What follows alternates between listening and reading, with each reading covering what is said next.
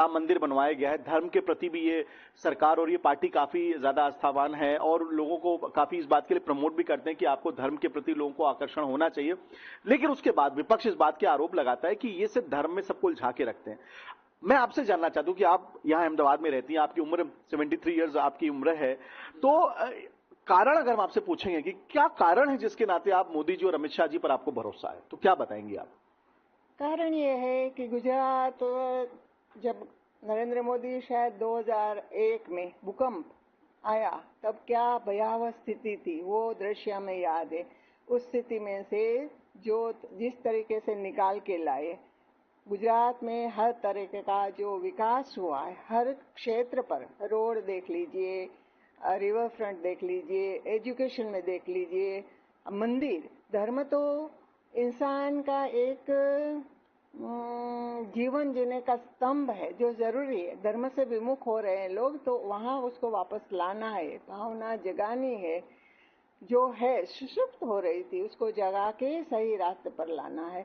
तो मंदिरों की भी हालत ठीक होगी तो लोग जुड़ेंगे, जाएंगे। कितने सारे मंदिर रिनोवेट किए गए, बहुत अच्छे से बनाए गए, तो वो भी जरूरी है। पर इसके साथ साथ आप रोड की हालत देखिए, क्योंकि हम तो सालों से देखते आ रहे थे कि पहले क्या स्थिति थी।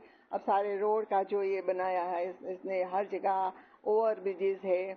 अहमदाबाद में रिवर फ्रंट देखिए आप, इतना बड़ा सरदार ये स्टेडियम जो बना, मोदी स्टेडियम, तो इतना बड़ा वर्ल्ड का लार्जेस्ट स्टेडियम है। और बहुत हर जगह, गांधीनगर देख लीजिए आप, गांधीनगर कितना डेवलप हो रहा है। गांधीनगर के पास जो गिफ्ट सिटी बन रहा है, कितना अद्भुत बन रहा है। सिर्फ गुजरात की ही बात नहीं है। आप उज्जैन में जो कॉरिडोर बना, अयोध्या का मंदिर तो बना ही बना, और आप काशी विश्वनाथ में वहाँ देखिए मंदिर का जो, मैं तो हर जगह गई हूँ साल में, पूरा भारत ऊपर से लेकर। एक बात मैं अपने दर्शकों से जरूर बताना चाहता हूँ, गुजरात में मुझे एक बात बहुत नजर आई मुझे, और मैंने महसूस किया बात करते समय। हम देश के किसी भी प्रदेश में जब जाते हैं तो वहां पे लोगों की जो भावनाएं हैं वो निश्चित रूप से मोदी सरकार या उनके प्रति जो इंडिया के प्रति जो भावना है वो भावना ज्यादा दिखती है, उसके पीछे वो कारण बहुत कम बता पाते हैं। लेकिन गुजरात में मैं ये देख रहा हूं कि यहाँ पे चाहे वो अहमदाबाद में या गांधीनगर में, मैं यहाँ के लोगों को, मैं उनको इतना ज्यादा मैं शिक्षित कह सकता हूँ, या उन्हें इतनी जागरूकता है अपने सरकार के किए गए कामों की कि वो इतना विस्तार पूर्वक बता रही हैं। और ऐसा ही मैम भी बता रही है। मैम एक बात और खास तौर से, आपने बोला जब भूकंप आया था उसके बाद की भयावह स्थिति के बाद आज मोदी जी ने सरकार को इतना बेहतरीन काम किया, इतना अच्छा कि आप लोग यहाँ पे बहुत खुशी से यहाँ रह रहे हैं। एक बात और निकल के आती है, एक समय पे यहाँ पे जिस प्रकार का एक दबाव था क्योंकि यहाँ दंगे हुए थे, उसके बाद क्या ये माना जाए कि जो असुरक्षा की भावना थी अब वो असुरक्षा की भावना भी कम हुई है, और आप लोग अब कैसा महसूस करते हैं? जी जरूर। वो जो एक समय था, जी बार बार कर्फ्यू लगते थे, कई कई महीनों तक कर्फ्यू लगा रहता था। हम आइसोलेट जगह में रहता था, हमारा सारा सोर्सेज अहमदाबाद से हुआ करता था डेली नीड्स की सप्लीमेंट के लिए। तो अहमदाबाद में कर्फ्यू हुआ करता था तो हमें सप्लीमेंट वो नहीं मिलता था और बाहर जाना बड़ा मुश्किल था। अब वो जो हुआ उसके बाद वो नहीवत है, नहीं है, सारी सुरक्षा है। आप आधी रात में भी जाइए, लेडीज अकेली भी निकलती है, आती जाती है, लड़कियां भी आती जाती, तो कोई डर नहीं है, बड़ा सेफ एंड सब सुरक्षित है, बहुत अच्छा है। हाँ थी भावना थी, अब वो था डर की एक भावना रहती थी, डर रहता था। मुझे खुद कभी हुआ है कि हम अहमदाबाद गए, वापस आते हुए पीछे से स्टेबिंग कर देते थे, वो मैंने अपनी आंखों से देखा है और उस स्थिति में से निकल के आई हूँ मैं। तो जो कई कई महीनों तक कर्फ्यू लगा रहे ना, और हम कहीं शॉपिंग के लिए गए हैं तो कुछ दंगे हो गए तो भाग भाग के अपनी बस में पहुंचना, अपनी बस तक पहुंचना, वो स्थिति सारी हमने देखी है, महसूस करी है, अनुभव करी है। तो आजकल वो स्थिति नहीं है, बड़ा सेफ और सुरक्षित है सब। थैंक यू हमसे बातचीत करने के लिए।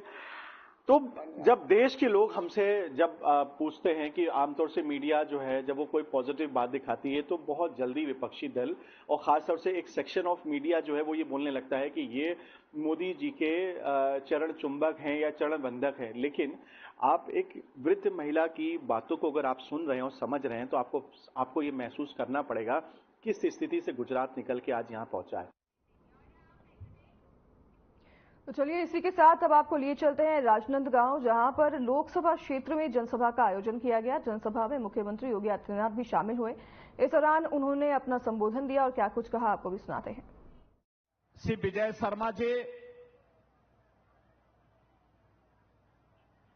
मंत्री छत्तीसगढ़ शासन, श्री लखन देवांगन जी,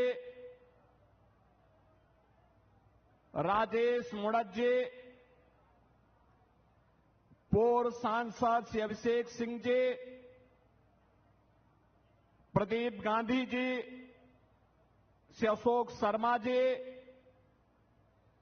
लोकसभा के प्रभारी श्री नारायण चंदेल जी, लोकसभा के संयोजक श्री मधुसूदन यादव जी, भारतीय जनता पार्टी के जिला पंचायत की अध्यक्ष श्रीमती गीता साहू जी और लोकप्रिय प्रत्याशी श्री संतोष पांडे जी और उपस्थित भारतीय जनता पार्टी के सभी पदाधिकारीगण, उपस्थित बहनों और भाइयों, आज मुझे छत्तीसगढ़ की इस प्रतिष्ठित राजनांदगांव से छत्तीसगढ़ की जनता का आह्वान करने का अवसर प्राप्त हो रहा है।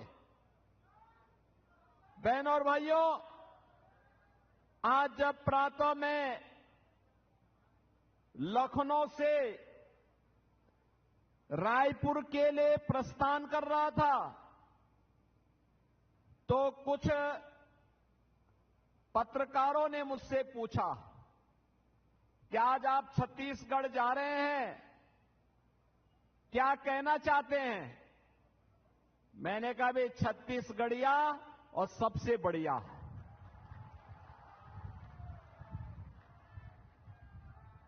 लोगों ने कहा कैसे?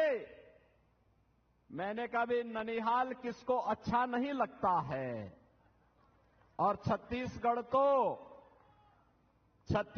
तो हमारे आराध्य प्रभु श्री राम का ननिहाल है, माता कौशल्या का मायका है।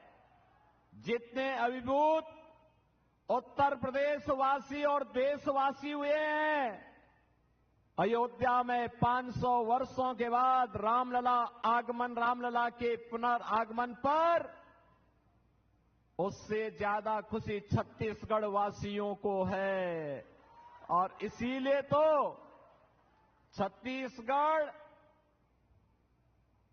के बहन और भाई जहां अभिभूत हैं, आनंदित हैं, वहीं मुझे छत्तीसगढ़ के अपने बहन भाइयों के साथ आज चुनावी सभाओं के माध्यम से संवाद बनाने का अवसर प्राप्त होगा।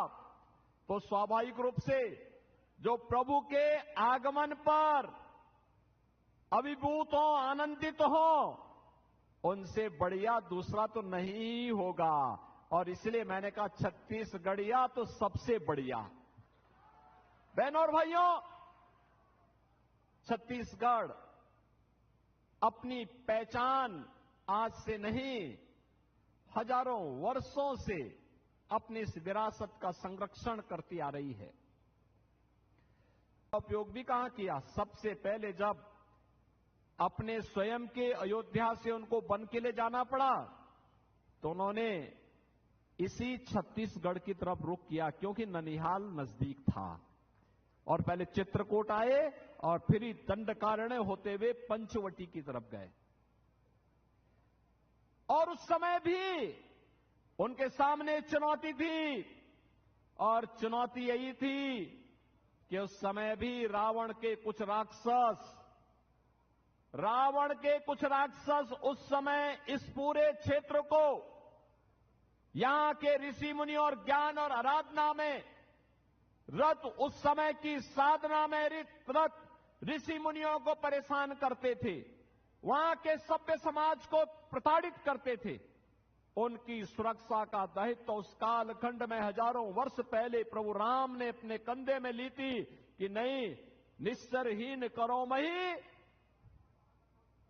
का संकल्प लेकर के उन्होंने इसी धरती पर इसको राक्षस विहीन करने का जो संकल्प लिया, उसी का परिणाम था कि लंका के राजा रावण को भी अंततः अपनी पूरी खानदान के साथ दूसरे लोक के लिए प्रस्थान करना पड़ा था। बहनों और भाइयों, प्रभु राम की इस महिमा की भूमि छत्तीसगढ़ में आकर के कौन लोग अभिभूत नहीं होंगे। जब रायपुर में भगवान राम का मंदिर बन रहा था, डॉक्टर रमन सिंह जी उस समय यहां के मुख्यमंत्री थे। उस समय उन्होंने कहा था, मंदिर बनाते समय कहा कि अयोध्या में भी नहीं बन पाया, लेकिन हम पहले छत्तीसगढ़ में बना रहे हैं भगवान राम का मंदिर। तो मैंने कहा, पहले तो ननिहाल में ही बालक आता है, जब अयोध्या पे छत्तीसगढ़ में रामलला आ जाएंगे तो अयोध्या में भी अब मंदिर बनने से कोई रोक नहीं पाएगा। बहनों और भाइयों, अगर अयोध्या में रामलला का प्रकटीकरण हुआ है, फिर से रामलला 500 वर्षों का इंतजार समाप्त करते हुए आए हैं, तो यह मोदी जी के कारण, प्रधानमंत्री मोदी जी के कारण। कांग्रेस के लोग तो क्या कहते थे? कहते थे राम हुए ही नहीं। कांग्रेस के लोग क्या कहते थे? राम हुए ही नहीं। जब राम हुए ही नहीं तो गांधी जी क्या कहते थे? हे राम। अंत में उन्होंने कहा था, रघुपति राघव राजा राम। गांधी जी के नाम पे जिन लोगों ने जीवन भर सत्ता की सत्ता आई, वे लोग राम के अस्तित्व पर प्रश्न खड़ा कर रहे हैं। बहनों और भाइयों, ये केवल राम के अस्तित्व पर प्रश्न खड़ा करने की कुप्रवृत्ति नहीं, यह भारत के अस्तित्व पर प्रश्न खड़ा करने का कांग्रेस का कुत्सित चेष्टा थी। और यही कारण था, कांग्रेस ने छत्तीसगढ़ को जब अवसर मिला, पूरी तरह लूटने का कोई अवसर वे लोग चूके नहीं, कोई अवसर चूके नहीं।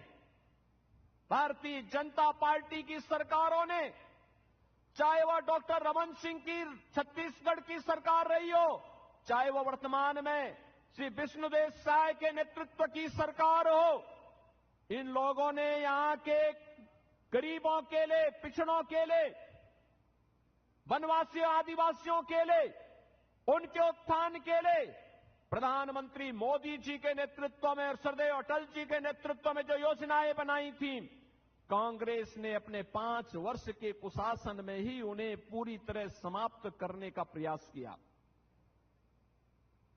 पूरी तरह समाप्त करने का प्रयास किया। और मुझे तो बताया गया कि इस प्रतिष्ठित सीट पर कांग्रेस ने यहां के पूर्व मुख्यमंत्री को, श्री भूपेश बघेल को ही अपना प्रत्याशी बनाकर के उतारा है।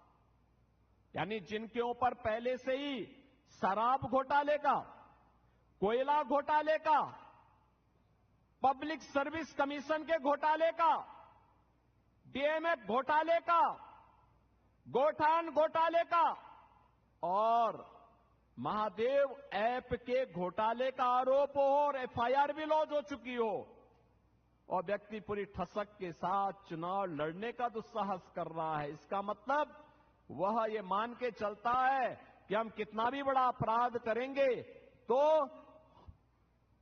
हम लोग समाज की आंखों में धूल झोंक करके सत्या त्याग लेंगे। अब नहीं होने वाला है। ये नया भारत है, नया भारत। नए भारत में घोटालेबाज नहीं चलेंगे, नहीं चलेंगे। बहनों और भाइयों, घोटाले की हद तो शराब घोटाला, कोयला घोटाला, ये तो कांग्रेस की प्रवृत्ति थी। भूपेश बघेल जी ने तो अपने शासनकाल में गोबर का भी घोटाला कर डाला। अब सोचो, जिन गरीबों को खाद के लिए पैसा मिलना चाहिए था, यूरिया दुनिया के अंदर मिल रही है 3000 रुपए बोरे में, वही 300 रुपए में भारत के अंदर भारत की सरकार, मोदी सरकार दे रही है। लेकिन ये तो यहां पर कांग्रेस की सरकार ने गोबर का भी घोटाला कर डाला। बहनों और भाइयों, यहां पर मैं सोचता हूं कभी कभी गौ माता को भी तस्करों के हवाले कर दिया गया था, कसाईयों के हवाले कर दिया गया था। लब जिहाद की घटनाओं को पूरी तरह छोड़ दे दी गई थी।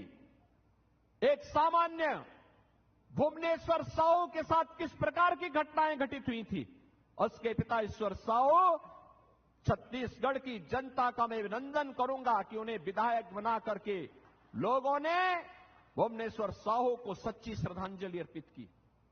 क्योंकि भुवनेश्वर साहू की एक ही गलती थी, उसने लब जिहाद का विरोध किया था, कांग्रेस सरकार की तुष्टीकरण की नीति का विरोध किया था और उस शख्स से लड़ते लड़ते अपने आप को बलिदान कर दिया था। बहनों और भाइयों, यहां की जनता जनार्दन ने स्वर्गीय भुवनेश्वर साहू को श्रद्धांजलि अर्पित करते हुए उनके पिता ईश्वर साहू को विधायक बना करके उनकी स्मृतियों को जीवंत बनाने का काम किया है।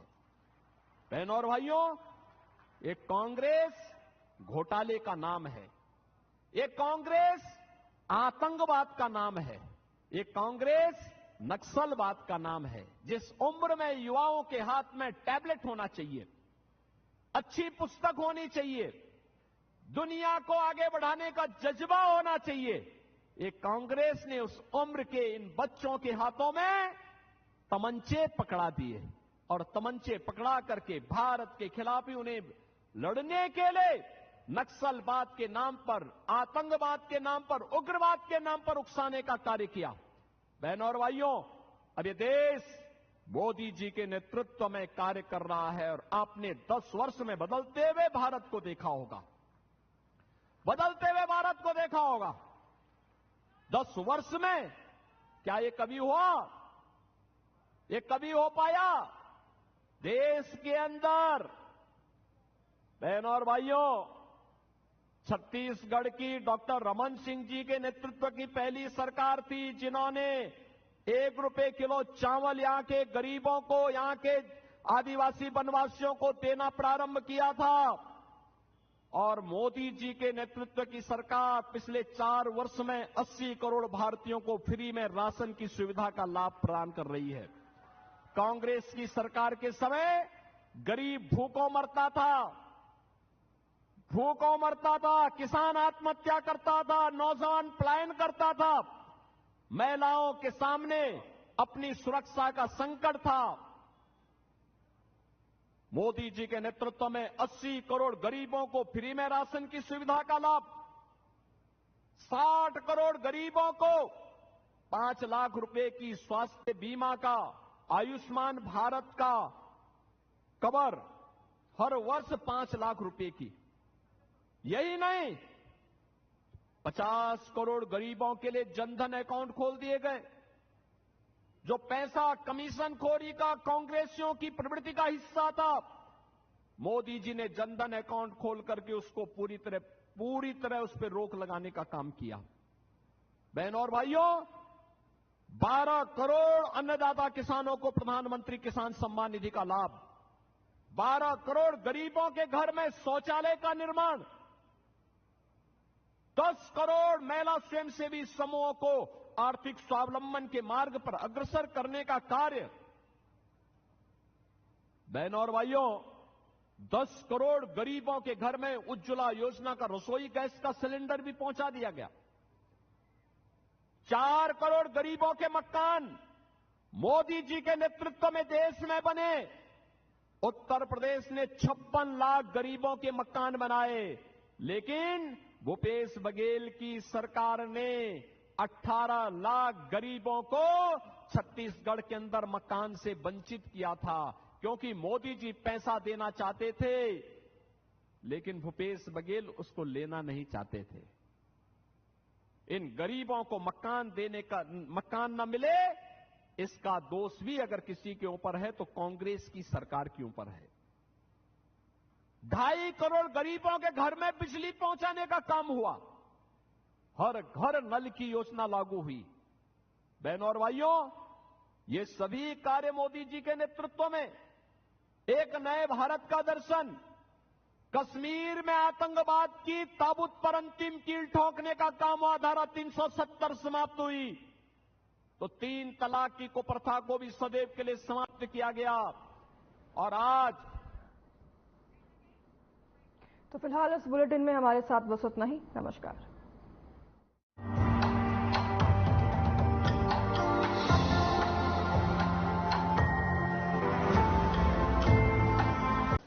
Best channel head Shri Brajmohan Singh